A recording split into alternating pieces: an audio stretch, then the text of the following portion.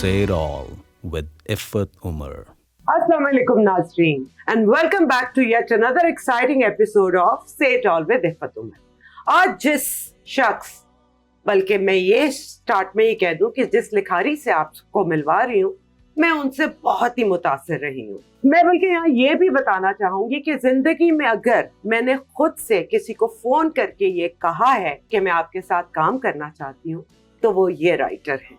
अगर हम alternative writing की बात करें, पीटीवी के ज़मानों में कुछ राइटर्स थे जिन्होंने एक्सपेरिमेंटल काम किए, लेकिन अगर हम मॉडर्न ड्रामे की बात करें तो ना ही ये वो वाहिद राइटर हैं जो बहुत हिम्मत के साथ ऐसी ऐसी चीज़ें लिखते कि ऑडियंस भी कई दफ़ा परेशान हो जाती है कि ये शख्स सोचता कैसे है।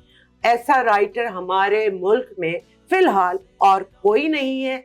वो एक मुनफरद अंदाज से लिखते हैं, जब मैं उनका नाम लूंगी तो आपको समझ आ ही जाएगी। मैं बात कर रही हूँ फसी बारी खान की। अस्सलाम वालेकुम फसी। वालेकुम अस्सलाम, कैसी हैं आप? आपको याद है आपने मुझे वैसे चढ़ा दिया है 7वें आसमान पर। आप इस काबिल हैं और आपको पता भी है, तो इतने वो ना हो।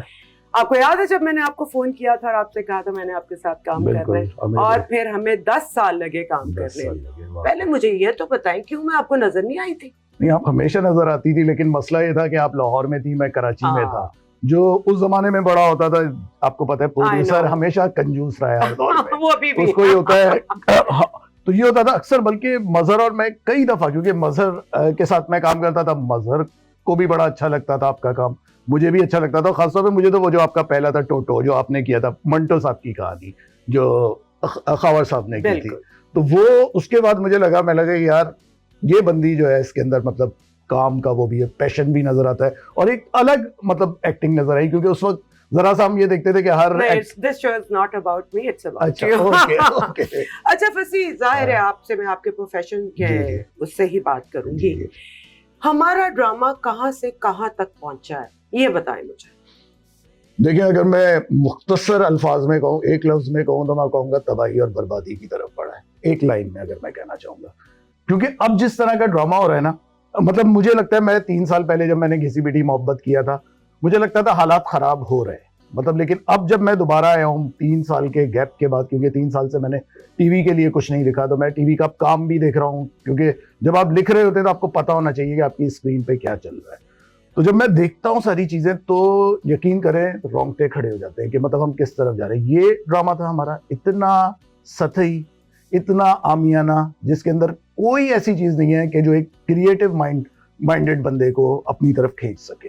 मतलब मुझे इतना अफसोस होता है कि जब मैं उन लोगों को भी देखता हूँ कि जिनकी हमारी नज़र में थोड़ी सी हमें लगता था कि ये लोग आने वाले वक्तों में शायद इनसे हमें अच्छी उम्मीदें होंगी, ये लोग निकलेंगे, लेकिन अब मैं देखता हूँ कि वो जहाँ थे बेचारे, वो वहाँ से ठहर गए उस जगह पे, बल्कि मुझे लगता है वहाँ से भी पीछे चले गए। तो ये बड़ा, जिसे कहना चाहिए, अगर आप देखें, मतलब हर चीज जो ड्रामे से रिलेटेड है, हर शोबा जो ड्रामे से रिलेटेड है, वो बिल्कुल नीचे आ गया है।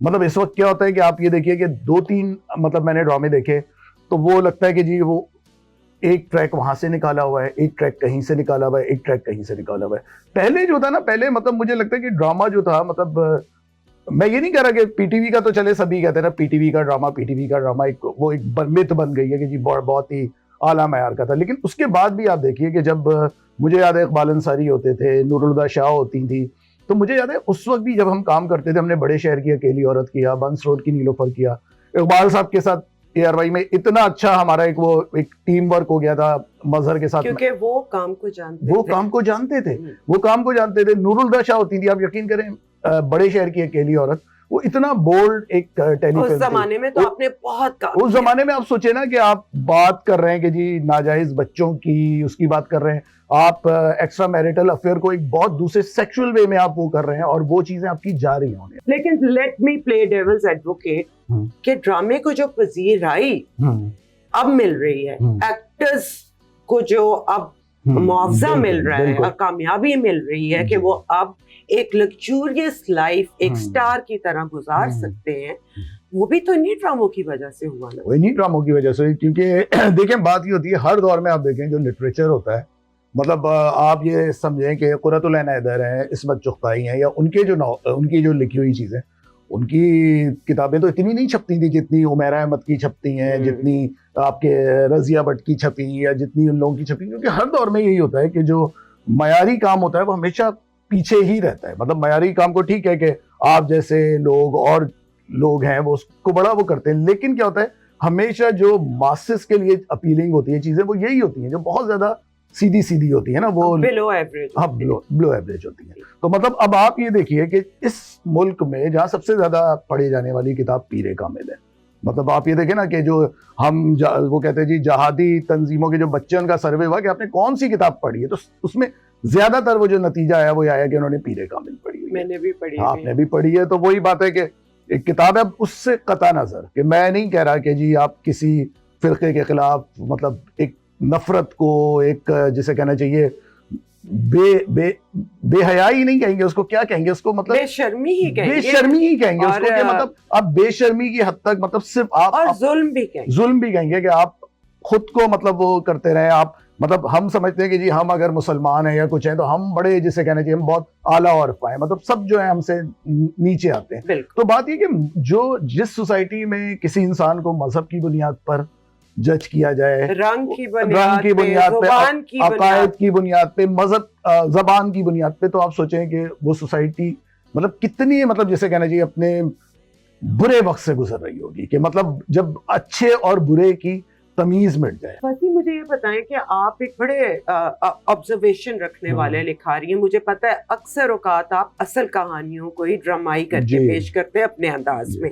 आपने सोसाइटी को बहुत करीब से देखा भी है और इतने सालों से, जाहिर है हमारी उम्र एक हो गई है और हम तब से ऑब्जर्व कर रहे हैं। आपको क्या लगता है हमारी सोसाइटी बेहतरी की तरफ गई है या रह गई है?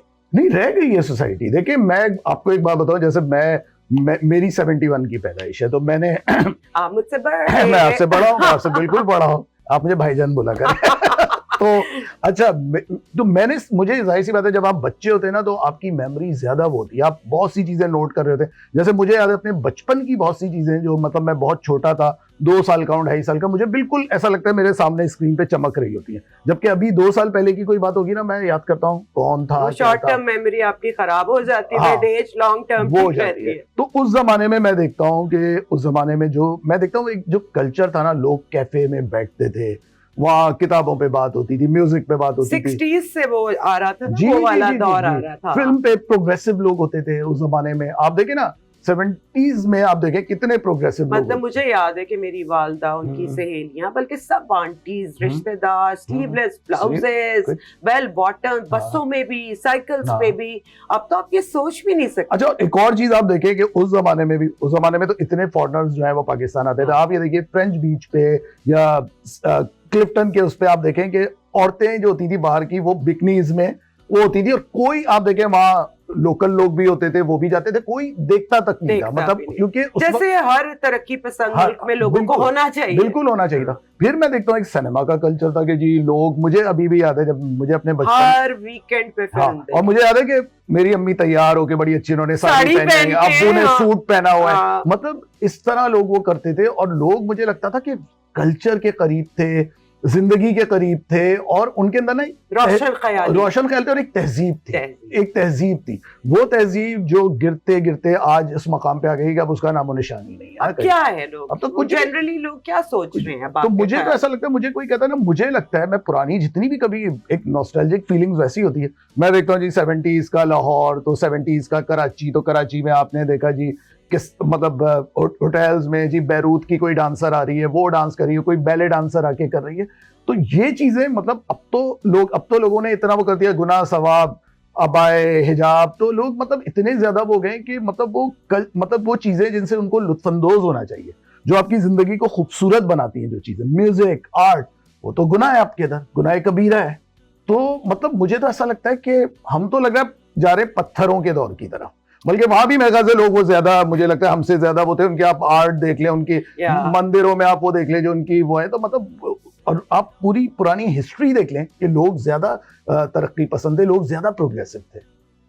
अब हमारी तो जैसे ना जहन बंद कर दिए गए कि अब सोचना नहीं है, 1.5 मिनट की है कुछ। अच्छा फसी, अब हम तो इंडिया से बात करते हैं ना कि हमारा करीबी मुवाजना वहीं से होता है, तो स्टोरी टेलिंग हाँ। वहां पे तो अब एक साइंस पर, ठीक है, बिल्कुल साइंस की तरह कि आपने स्टार्ट कैसे करना है, फिर हाँ। आपने कहाँ इतना ऊपर लेके जाना है, फिर नीचे, और फिर एक्सट्रीम, और फिर ये, और फिर हाँ। Climax and everything. हाँ।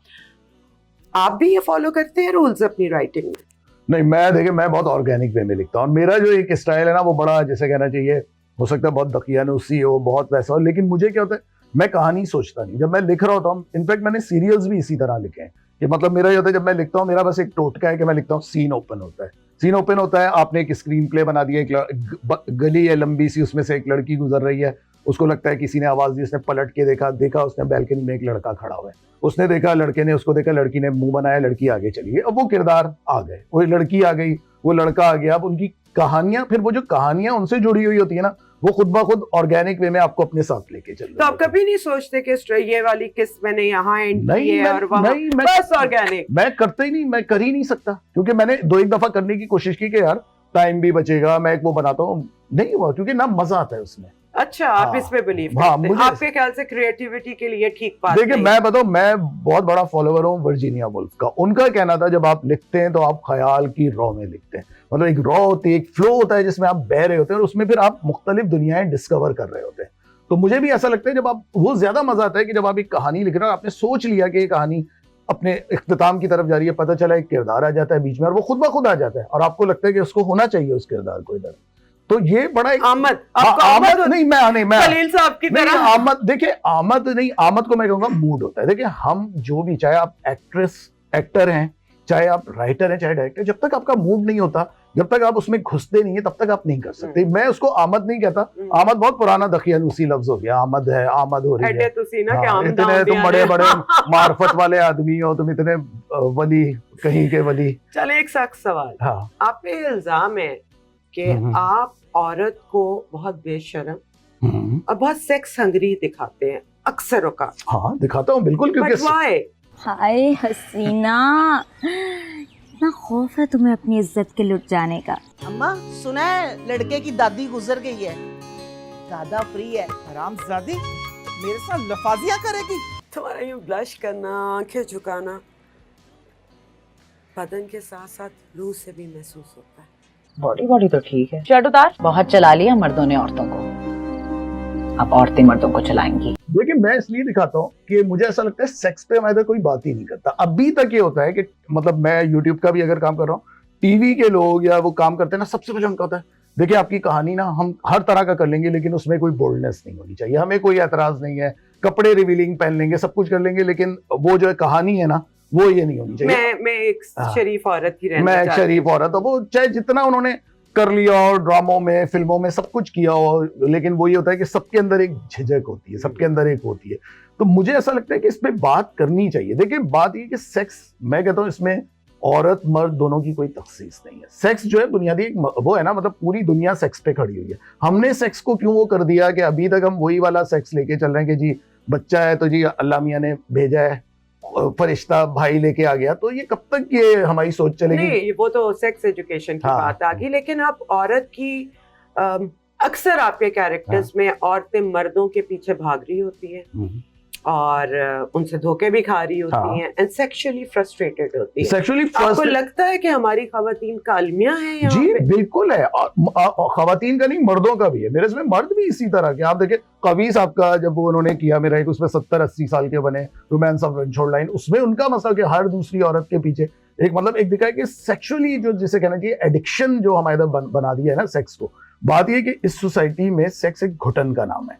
मतलब हमारे इधर क्या होता है जी, हमारे इधर आप देखिए गंदी गंदी साइट्स होंगी, उस पे लोग आके कर रहे हैं, तुम्हें शर्म का नंबर सबसे ज्यादा। हाँ, और नहीं, और उसके नीचे लिखा होता है तुम्हें शर्म नहीं आती, तुम लोग इस तरह की चीजें पहले देखा है, लुत्फानंदोज हो गए। उसके बाद जाहिर सी बात है लुत्फानंदोज, वो एक लम्हा जो होता है ना उनके ऊपर बोला, वो गुजर गया। जब वो गुजर गया तो उनके अंदर गिल्ट आ गई। तो असल में ना बेसिकली मेरे उसमें ना क्या होता है, मैं जो किरदार रखता हूँ, मुझे ऐसा लगता है हमारे जितने किरदार है, चाहे वो मर्द के या औरत के, सब गिल्ट ज्यादा है। मैंने बल्कि अभी एक लिखा भी, गिल्ट फ्री एक के नाम से एक शॉर्ट फिल्म भी मैंने की, क्योंकि मुझे ये लगता है कि हमारी इस सोसाइटी में, हो सकता है बाहर ना हो ये मसला, लेकिन पाकिस्तानी सोसाइटी में मैं देखता हूँ मर्द हो या औरत हो, सबका मसला ये कि सब लोग सब कुछ करना चाहते हैं और नहीं कर पाते। तो वो जो अंदर की उनकी घुटन है ना, वो उनके एबनॉर्मेलिटी में जाहिर होती है। तो मुझे ऐसा लगता है कि नॉर्मल लोग पाकिस्तान में आने बंद हो गए। जैसे मुझे याद है जब मैं यंग होता था, मुझे याद है मैं 9th में था, मैंने मंटो को पढ़ लिया, मैंने सबको पढ़ लिया, और मैं सोचता था यार ऐसे किरदार क्यों नहीं होते, हमें क्यों नहीं आम जिंदगी में ऐसे लोग टकराते जो नॉर्म से हटे हुए हो। लेकिन अब मैं दुआ करता हूँ यार कोई तो नॉर्मल आदमी जिंदगी में है। सारे जितने लोग, सबके कोई ना कोई सिरा, कोई ना कोई गुंजलक सिरा, कोई ना कोई बात किसी की अटकी हुई है किसी के अंदर। अजीब अजीब लोग हैं, मतलब कोई भी आदमी नॉर्मल नहीं है कि मैं किसी से मिलके कहूँगा यार मैं बड़े आदमी ने बड़े मुझसे। अच्छा, आपके नजदीक एक नॉर्मल मर्द और एक नॉर्मल औरत को कैसा होना मेरे ख्याल में वो जिसको गुनाह सवाब की, मतलब ठीक है आपको पता है कि सोसाइटी में आप रह रहे हैं, आपको क्या करना है क्या नहीं करना, लेकिन आपके ऊपर गुनाह हर वक्त सवार ना हो, क्योंकि हमारे इधर के लोगों के सरों पे गुनाह नाच हर है। छोटी छोटी बात पे। छोटी छोटी बातों पे होता है, छोटी छोटी बातों पे होता है। हर चीज में जब आप लोगों को कहेंगे कि तुम म्यूजिक मत सुनो, तुम रक्स मत देखो, तुम तस्वीरें मत बनाओ, ये तो गुनाह है। मतलब जब आप इतनी बीमार आप लोगों के जहन हो जाएंगे तो फिर आप बताएं कोई पॉजिटिविटी फूटेगी इस जमीन से? बिल्कुल भी नहीं फूटेगी। माशरों को आगे बढ़ाने जी। के लिए, उनको हाँ, बेहतर हाँ। करने के लिए आर्ट का जो अमल दखल है उसकी तो इम्पोर्टेंस ही नहीं इस मुल्क में। अच्छा मुझे ये बताएं, हाँ। आपको क्या लगता है कैन पीपल चेंज? उन्हें चेंज किया जा सकता है? देखिए तब्दीली आनी चाहिए, तब्दीली आएगी तब्दीली। ये मैं इतना नाउम्मीद नहीं हूं कि तब्दीली नहीं आ सकती। अब धीरे धीरे मैं समझता हूं सोशल मीडिया की हम लाख बुराई करें, लेकिन मैं देखता हूं सोशल मीडिया की मैं वजह तो से, बिल्कुल नहीं करती। हाँ, मैं क्योंकि तो आई लव इट। मैं इसलिए नहीं करता कि मैं देखता हूं मेरे साथ जो यंग बच्चे बच्चियां बड़े प्रोग्रेसिव टाइप के, अब मुझे लग रहा है एक कबीला बनता जा रहा है उन लोगों का, जो बड़ी मैं कहता हूँ खुशाइन बात है। मतलब मुझे उन लोगों को मैं देखता हूँ जो छोटे बच्चे जो 20s में अभी या मुझे लगता है कि अब जो आएंगे ना शायद ये लोग जिनको पता होगा, जिनको पता चल गया कि जी हमें ट्रांसजेंडर्स के साथ किस तरह वो करना है, हमें नहीं इनका मजाक उड़ाना, हमें इस चीज़ पे बॉडी शेमिंग नहीं करनी, हमें कुछ इस तरह की, तो मुझे लगता है वो लोग समझ रहे हैं सारी अगली बातें। जनरेशन से अगली आपको जनरेशन मुझे भी है। और मुझे लगता है कि आज की जनरेशन जो है ना, मुझे लगता है हम लोग तो बिल्कुल ही उल्लू के पट्टे थे ना। हम लोगों के अंदर ना हमारा जहन था ना कुछ था, जिधर धक्का दिया चले गए, किसी की बात सुन ली कर ली। मुझे लगता है आज की जनरेशन की आप लाख बुराइयां करेंगे, वो नहीं सुनते, वो ये नहीं करते, नहीं, वो क्वेश्चन लेकिन मुझे लगता है कि वो लोग ना सवाल करना आता है, उनको सवाल करना आता है। वो ये नहीं हमारी तरह के जी किसी ने भी कुछ कह दिया, अच्छा उन्होंने कह दिया, ठीक है यही ना, और यही होगा, चले वो नहीं करते और बड़ों से नहीं वो करना चाहिए। तो आज की जनरेशन ये सवाल उठाती है। भी जैसे पिछले दिनों मैं किसी उस पे था तो मुझे बड़ी अच्छी बात लगी कि एक लड़के ने कहा, यंग बच्चा था, उसने कहा लोग हमेशा वालिदैन के हुकूक की बात करते हैं ना, कह रहे कभी किसी ने ये नहीं कहा कि औलाद के भी हुकूक होते हैं। कह रहे हमें तो आज तक किसी ने नहीं बताया कि औलाद के क्या हुकूक होते हैं।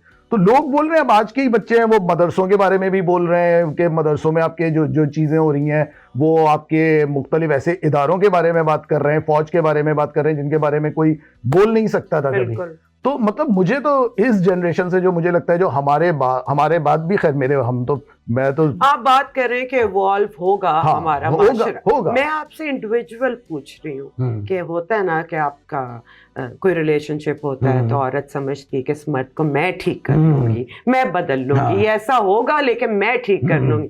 तो आपको लगता है कि आप किसी को बदल सकते हैं? नहीं, मैं तो नहीं बदल सकता, क्योंकि मुझे लगता है कि हर एक को उसकी अपनी जिंदगी जीनी चाहिए।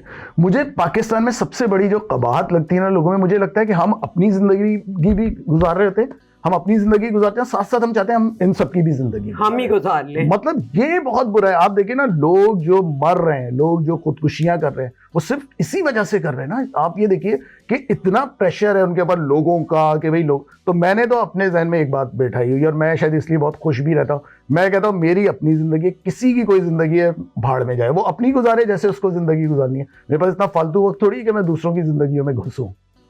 अच्छा मुझे ये बताएं कि आप do you believe in free will? हाँ, मैं तो करता हूं। Me too. हाँ। अच्छा, ऑपोजिट जेंडर में किसी खातून में और किसी मर्द में आप क्या चीजें नोट करते हैं? भाई देखिए, मुझे औरत साड़ी में मलबूस बहुत अच्छी लगती है। मुझे कोई औरत कहीं भी नजर आ जाए वो साड़ी में।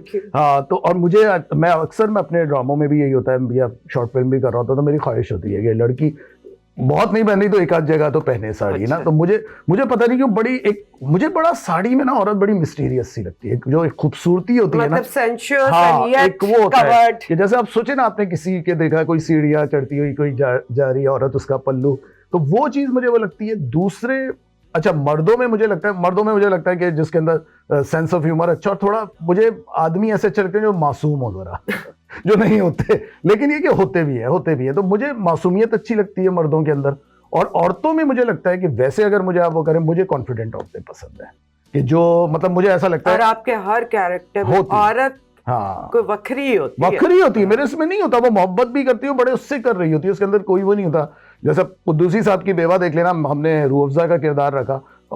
आम जिंदगी में अगर कोई औरत जिसके दांत लंबे हो, जिसका मुंह ऐसा हो, तो वो बड़े कॉम्प्लेक्सेस में का शिकार हो जाती है ना, लेकिन हमने दिखाया वो कहती मेरा तो इटालियन फेस है, मेरी तो एक अलग ही ब्यूटी है।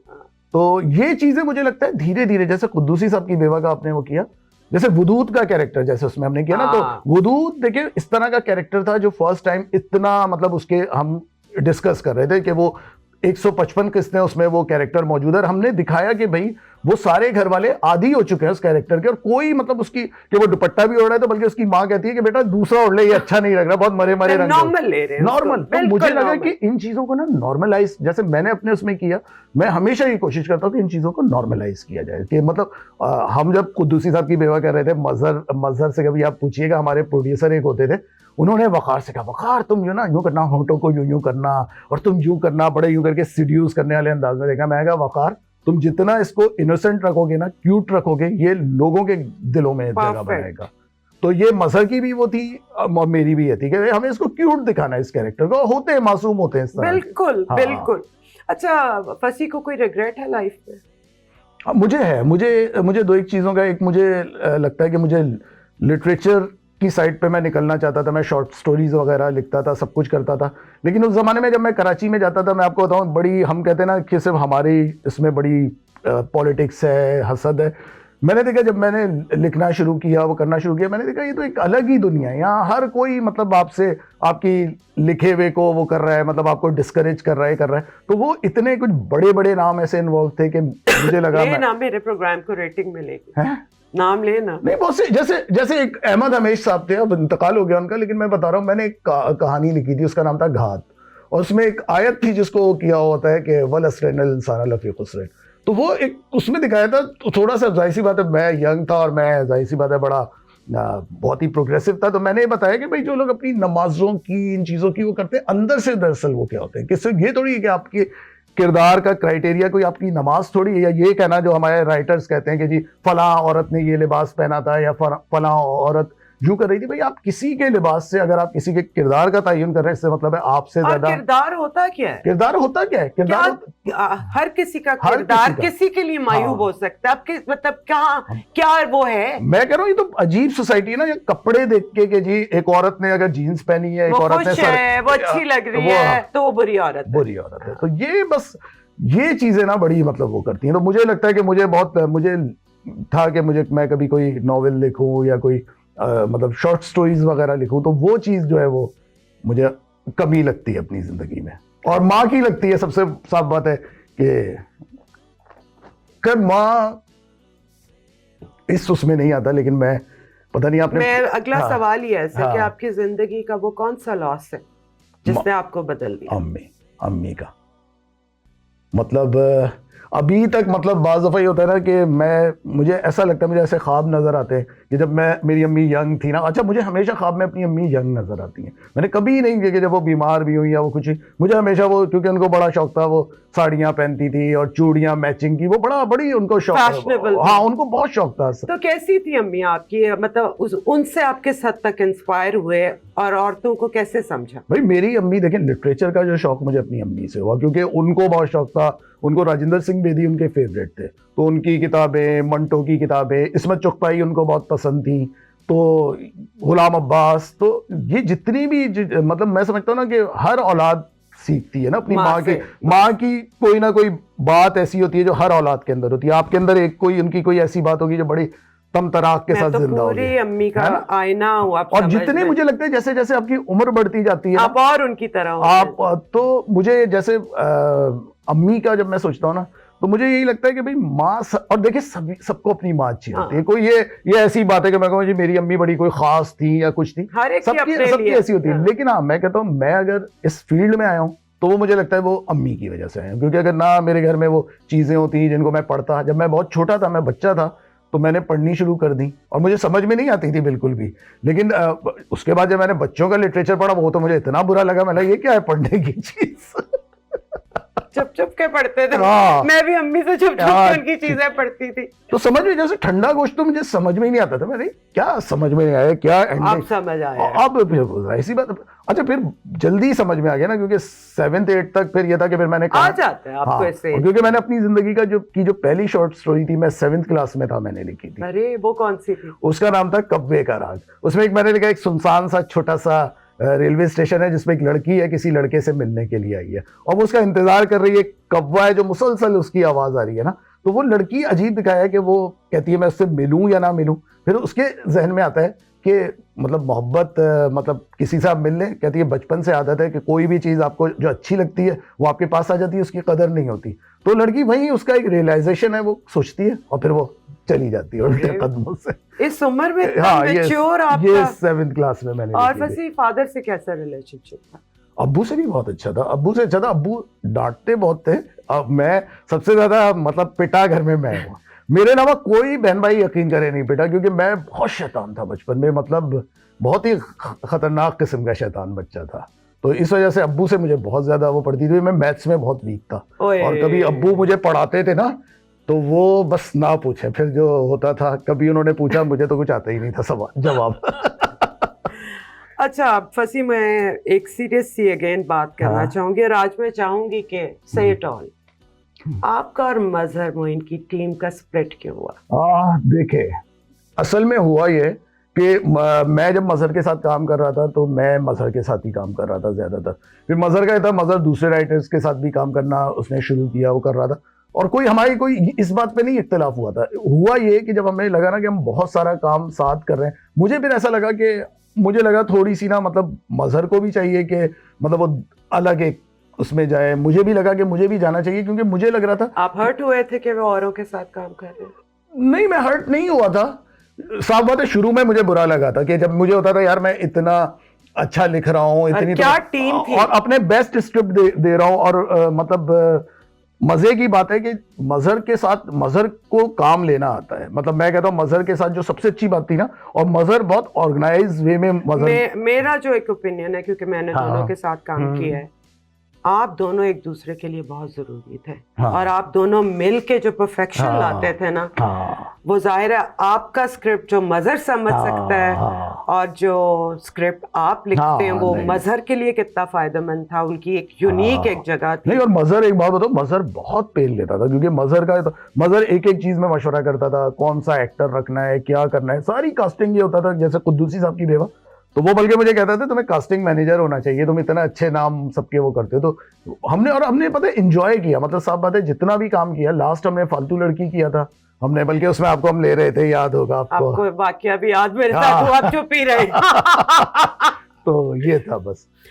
अच्छा चले, आई रियली होप के दोबारा कोई मिलाप होए और कोई ऐसी वो नहीं है, हम कर भी सकते काम, बिल्कुल कर सकते हैं, बिल्कुल कर सकते हैं। चले छोटे छोटे, आपका मजहर को निकाल के फेवरेट डायरेक्टर आजकल कौन है? देखिए मुझे 2-3 लोग बहुत अच्छे लगते हैं। मैंने मैरीन के साथ एक ही किया है, लेकिन मुझे मैरीन अच्छी लगती है। मुझे एक ही नाम चाहिए, मुझे marine Jabbar favourite actor. Favourite और हेना दिलपजीर मत बोलिए। नहीं हेना नहीं बोल रहा, सबा हमीद। अच्छा, और मेल एक्टर? मेल नया पुराना जो मर्जी। बहुत मुश्किल है एक का किसी का नाम लेना ना। चले 2 का ले लो। 2 का ले लूं। अच्छा, अगर नए में मुझे वहाज का काम अच्छा लगता है। वहाज में मुझे लगता है जाहिर सी बात है, वो ड्रामे ऐसे हमारे इधर बनते हैं, जाहिर सी बात है उस बेचारे के लिए भी इतना वो नहीं है, लेकिन मुझे वहाज के अंदर वो लगता है, वहाज मुझे अच्छा लगता है। और हाँ, बहुत अच्छा एक्टर लगता है वहाज मुझे। और पुराने में मुझे कवि साहब फेवरेट। अच्छा, आजकल या कोई भी प्ले जो आपको बहुत मुतासिर किया, जो आपका नाम?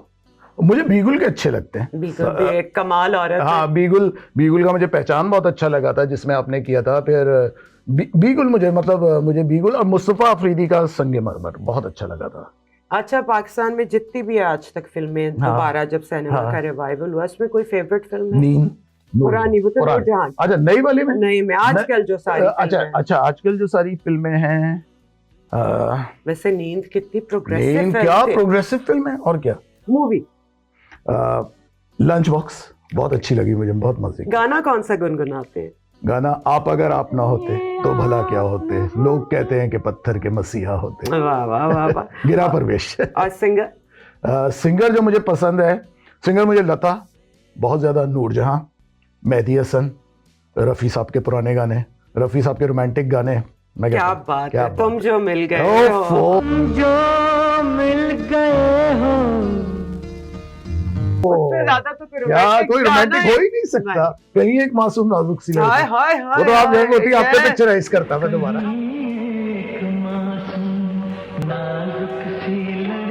करता मैं दोबारा। हाय, मैं यंग होती। नहीं है लेकिन बात करते हैं आपका जो लास्ट मेरे ख्याल से जो प्ले बहुत जिसका चर्चा हुआ था वो थी घिसी पिटी घिसी पिटी मोहब्बत। जी जी। मैंने थोड़ी सी जब हाँ। मैं रिसर्च कर रही थी मुझे पता चला आपको एक खातून मिली थी और इंस्पिरेशन जी, जी, उनकी जी, स्टोरी है। जी जी लेकिन उसमें कुछ चीजें आई एम श्योर नुआंसेस जो फंसी हाँ। बारीकियां आपने डाली। डाल है। अपने हर औरत को अगर आम पब्लिक की हम मासेस की बात करें तो खराब दिखाया है।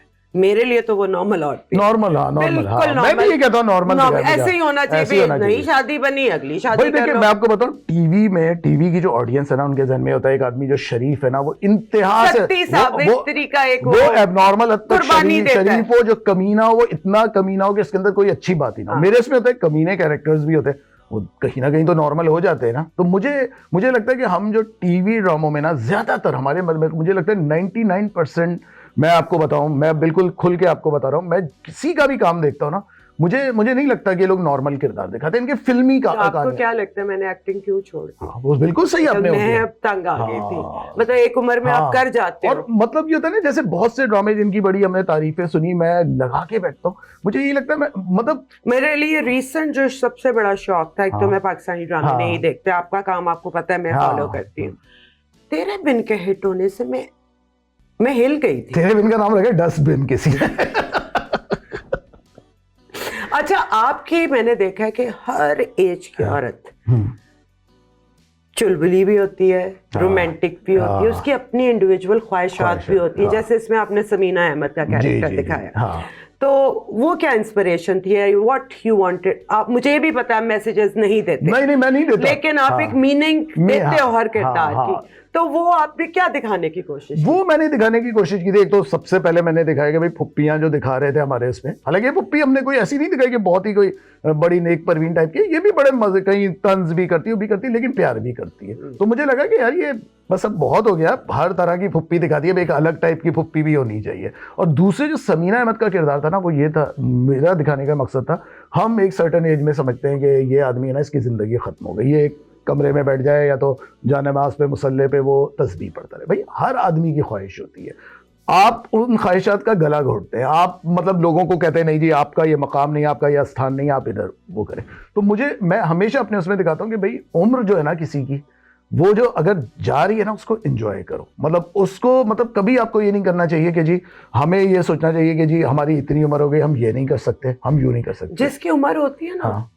उसी को पता होता है वो क्या फील करे। क्या हम अज्यूम करते हैं कि इस एज हाँ। में औरत को अब ये भी नहीं करती नहीं। होगी, इसका भी मजा नहीं आता होगा। अब मैं हुई हूँ 52 की, तो मुझे पता है मेरे लिए तो एवरीथिंग यार आप जयंती माला को देखे ना, वो कितनी मतलब 90 होने वाली हैं, और वो देखे वो डांस परफॉर्मेंस भी करती हैं, सब कुछ करती हैं। जोरा सहगल थी, आप देखे वो कितनी एक्टिव थी कि वो थिएटर भी कर रही थी, वो सब कुछ कर रही थी। और इट्स नॉट हाँ। ओनली अबाउट काम, हाँ। आपकी नॉर्मल जिंदगी हाँ। में भी आपको कोई चेंज नहीं लगता। नहीं मुझे हंसी अपने मियाँ पे अभी भी रोमांस आता है, बिल्कुल, हाँ। मेरा अभी भी तैयार होने का दिल करता है। मैं लोग फिर बंदा सोचते 60 की उम्र में चलो मैं ऐसी हो जाऊंगी, अच्छा। फिर आप 60 के होते तो आप कहते यार मैं तो वैसे नहीं फील देखें। कर रही अच्छा हूँ। दूसरे पता, मैं यहाँ एक बात बताऊं, हमें एक फर्क भी देखना पड़ेगा। पहले के आप वो देखें कि प्रेमचंद की कहानियां होती थी, उसमें लिखा था 35 बरस की बूढ़ी औरत लिखा होता था। मतलब अब आप देखें, अब आप लोग देखें, लोग 60s में होते हैं, मिड 60s में होते हैं, ऐसा फिट उन्होंने रखा होता है औरतें आदमी के, कोई कह नहीं सकता उनको कि क्या वो है। तो अब एक वो है ना, मतलब लाइफ स्टाइल बदल गया लोगों का, लोग अपने आप से मोहब्बत करने लगे, लोग अपने बारे में सोचने लगे, जो मैं कहता हूँ अच्छी बात है कि सोचना चाहिए। हर इंसान को चाहिए कि वो खूबसूरती के साथ एक अच्छी खूबसूरत जिंदगी गुजारे। तो अगर गुजार रहा है तो मैं तो कहता हूँ इससे अच्छी कोई बात ही नहीं हो सकती। बिल्कुल। अच्छा, घिसी पिटी मोहब्बत में आपने वो हाँ। 4 मर्दों के थ्रू और हर कैरेक्टर हाँ। के थ्रू डिफरेंट हाँ। कहानियों के थ्रू बड़ा कुछ लोगों की पर्सनालिटी के बारे में बताया है। वो रोमांस का भी दिखा दिया आपने और धोखा भी दिखा दिया आपने, लेकिन एक प्रॉब्लम जो मुझे बहुत ही ज्यादा उसमें जिससे मैं कहती हूँ मैं उसके बारे में बात करना चाहती हूँ कि मियाँ के मुंह से बू आती थी। ये देखें, एंड दैट इज, मैं अक्सर सोचती भी थी कि वो खवातीन जिनके मियाँ के मुंह से बू आती है वो कैसे रह लेती हैं उनके साथ, या जिनकी खवातीन के अंडर आर्म्स की बू आती है। और ये अच्छा मजे की बात बताऊं, जब मैंने लिखा ना तो आपको पता है एपिसोड जाती है तो क्या हुआ कि जिनके पास जाती, जिन लोगों ने किया, उन्होंने मतलब चैनल में नहीं गई, उससे पहले ही उन्होंने मुझे कह दिया कि फसी भाई ये तो बड़ा अजीब सा है, ये क्या आपने लिख दिया, इसमें अच्छी खासी आपकी कहानी जा रही है। अरे तो मैंने कहा ये तो यार ये तो एक मसला है और हर आदमी मतलब इससे हर दूसरा आदमी को पता होता है कि जब एक बुरी खुशबू आपके पास से गुजरती है या उनका मजाक बन जाता है, उधर नेड़े नहीं जाना भाई। तो अच्छा फिर उन्होंने क्या किया, उन्होंने कहा नहीं नहीं ये तो नहीं हो सकता। फिर मैंने खुद, अच्छा मैं कहता हूँ राइटर को खुद स्टैंड लेना चाहिए। मैंने कहा आप मुझे नंबर दें कौन ये देखती है ना, तो उन्होंने कोई खातून थी एयरवाई में जो इस स्क्रिप्ट को देख रही थी, मैंने उनको कॉल की तो मैंने ऐसी बात की, मैं लगा कैसी हैं आप, तो कहेंगे बिल्कुल ठीक, ऐसी बातें की। तो मैं कहा आप एक बात बताएं, आपके ऑफिस में कभी होता है ऐसे कि लोग जा रहे हैं, स्मेल आ रही है तो आप लोगों को कुछ अजीब सा महसूस होता हो? मैं कहा हाँ होती है। कह रही है मैं आपसे बता रही हूँ, शेयर करिए कि हमारे कलीग है वो आते हैं ना तो यकीन करें, कह रही मैं अपना सांस को ना बंद कर लेती हूँ बिल्कुल, और जब वो जाते हैं मैं अपने सांस को वो करती हूँ। तो मैं कहा मैं इस तरह की चीज लिख रहा हूँ तो ये लोग कह रहे हैं कि ये तो बड़ा वैसा है। तो उन्होंने कहा नहीं आप करेंगे तो कह रही इस पर तो बात करनी चाहिए। और आप ये देखें उस पे उससे पहले ना किसी इंडियन फिल्म में ना हमारा था, तो एक इंडियन फिल्म में था। अच्छा लेकिन वो बगलों की बू का था। अच्छा वो थी जिस, आपको याद है वो फिल्म शाहरुख खान की जिसमें वो साइकेट्रिस्ट बना था और वो आलिया, अच्छा डियर जिंदगी, डियर जिंदगी। हाँ डियर जिंदगी घिसी पिटी मोहब्बत के बाद की है पहले की है? पहले की। अच्छा मैंने वो लेकिन उसमें हाँ, बड़ा उन्होंने हल्का सा दिखाया है, वो मैं आपको सीन भेजूंगी। भेजिएगा। तो इसमें मुझे ये था कि मुझे ऐसा था कि मुंह की बदबू जो होती है ना या पूरे जिस्म से अल्लाह आपके, माफ करे, हाँ, अल्लाह माफ करे। और यकीन करे हाँ, खुदा ना खास्ता मेरे मुंह में खाक, अगर मेरा साथ भी ये मसला होता कि मेरे खामन के मुंह मैं भी छोड़ देती। और दूसरे अच्छा मसला क्या होता है ना, मर्द से अगर आप किसी मतलब जाहिर सी बात है जो कहानी थी मेरी, मतलब मर्द से अगर आप ये बात कहते हैं ना तो वो उसको बड़ा ऑफेंड हो जाते हैं, बहुत ऑफेंड हो जाते हैं। हाँ। हालांकि इसका इलाज मौजूद है, आप इसका ट्रीटमेंट करवाएं, हर चीज का एक ट्रीटमेंट होता है, आप करवाएं, आप वो करें। तो मुझे खुशी हुई कि उस वक्त मैंने स्टैंड लिया और ये टॉपिक मतलब मुझे लगा टीवी की हद तक ये बड़ा एक नया टॉपिक था जो आई लव्ड इट। अच्छा जी, अब आते हैं ये कबाड़ खाना। जी ये आइडिया कैसे आया? कबाड़ खाना का देखें, जब मुझे लगा ना टीवी पे अब सांस लेनी मुश्किल हो रही है, मुझे लग रहा है कि इतनी घुटन हो गई, इतनी सफोकेशन है, तो मुझे लगा यार अपने लिए भी तो कुछ करना चाहिए ना। मतलब हम मतलब सारी बातें अपनी दूसरों के लिए सोच रहे होते हैं कि जी हम लिखेंगे, आपके एक देखने वाले हैं वो आपके बारे में वो कर लेंगे, लेकिन मुझे हुआ कि यार मुझे अपने लिए कुछ करना चाहिए। मुझे लगता है कि जो मेरे अंदर भड़ास, जो मैंने आपसे कहा कि मैं कहानियाँ लिखना चाहता था, तो जब आपके जहन में होता है ना कि आपको कहानियाँ लिखनी, तो बहुत सारी कहानियाँ आपके अंदर चल फिर रही होती हैं, तो कब से वो कहानियां जो थी वो अंदर दबी हुई थी। तो मुझे हुआ, मैं कहा नहीं यार मैं अब करूंगा, और मैंने मैं 2 साल अपने इस पे लगा था। मैं कुछ टीवी का काम नहीं करूंगा, मैं इसको करता हूँ। बड़ी मुश्किलात आई, अभी तक आ रही हैं मुश्किलात आ रही हैं, लेकिन मुझे अब लग रहा है कि अब हम सही ट्रैक की तरफ जा रहे हैं। जी मुझे एक बात बताएं कि आप जैसे चिंटू की मम्मी और अभी किटी पार्टी में भी आप बहुत जो वो जिसे कहना चाहिए बोल्ड खवातीन और हर तरह, वो मर्दों से क्यों करा? शादी के 2-4 महीने बाद रूखे पीके और ठंडे हो जाते। ये आंटी किसका बोला है? खैर वी आर फ्रेंड्स, और फ्रेंड्स का नाम लिया जाता है। देखिए मैं आपको बताऊं, चिंटू की मम्मी मैं करवाना चाहता था हिना से, साफ बात है, मैं अब आपको बता रहा हूँ। तो हिना को हिना ने कहा नहीं फंसी, मैं इस तरह का तो नहीं कर सकती। फिर क्या हुआ, जितनी औरतों से मैं बात कर रहा था ना, सबने कहा नहीं ये हम तो ये नहीं करेंगे, यूं नहीं करेंगे।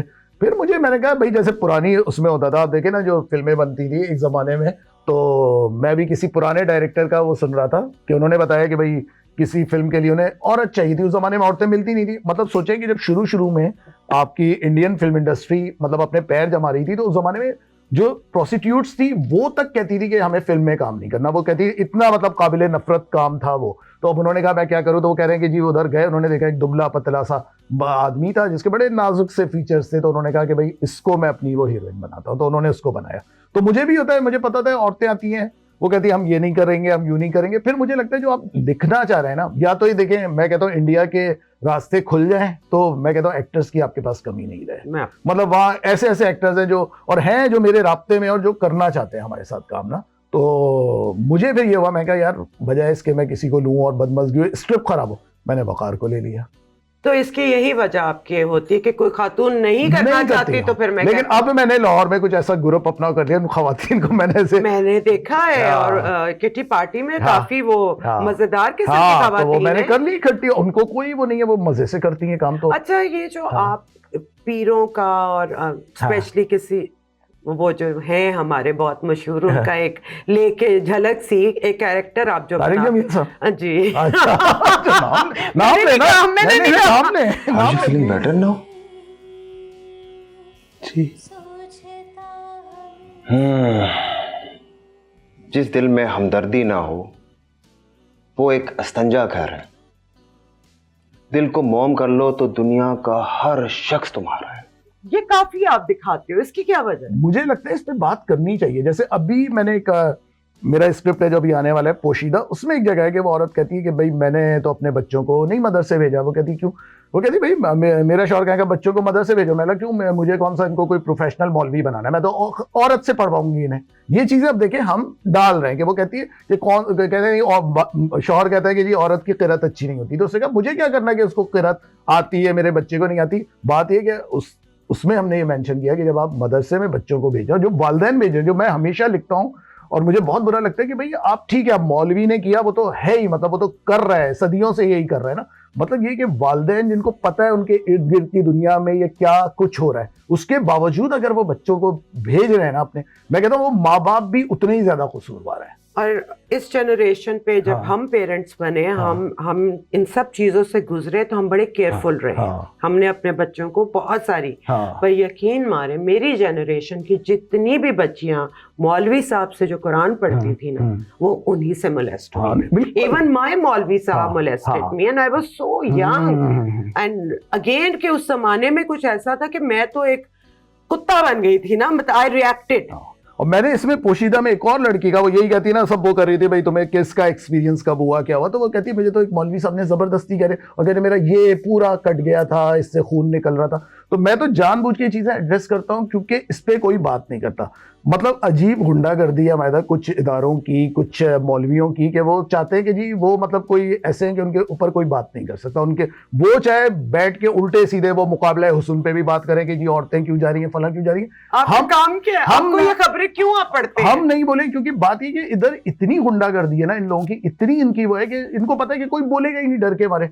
तो मैं तो आप हालांकि देखे जिंदगी तमाशा पे लोगों ने वो किया, जिंदगी तमाशा पे मौलवी, मतलब कोई बात थी, कोई बात थी। और जबकि चिंटू की मम्मी जो हमने किया ना वो तो इससे ज्यादा खतरनाक है। मतलब हमने जो किया उसमें तो हमने आखिर में दिखाया कि वो जो लड़का होता है जब वो मिलता है, वो मौलवी उसको रेप कर चुका होता है मदरसे में, और हमने पूरा हमारी एंडिंग उसी के ऊपर है कि जी वो देखता है कि जी मौलवी के तो वही लड़का है जिसको मैंने बचपन में वो रेप किया था।